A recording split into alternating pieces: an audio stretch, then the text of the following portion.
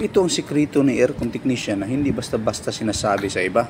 Tulad lang nito, pag kukuha ka ng horsepower sa isang outdoor na to, hindi mo yan makikita sa materials data sheet. Para madali mo lang makuha ay basihan mo na lang itong model number, itong nakalagay na 400. I-divide mo lang yan ng 25. So 400 divided by 25 equals 16 horsepower ang kalalabasan dyan.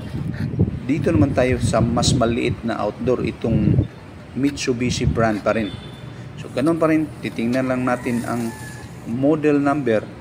Makikita natin dyan na mayroong 250. I-divide lang natin yan ng 25. Ang kalalabasan dyan is 10 horsepower. So ganun lang, wala ng Ohm's law.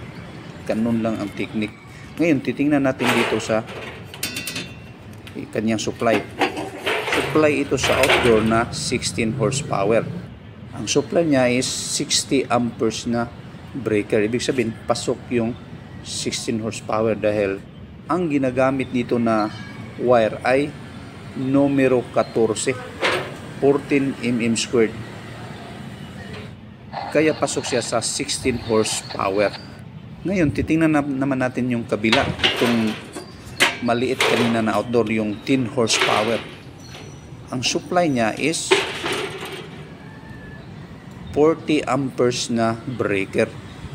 Ngayon, ang ginagamit nito na wire ay 8.0 mm squared, which is pasok pa rin sa 10 horsepower na outdoor.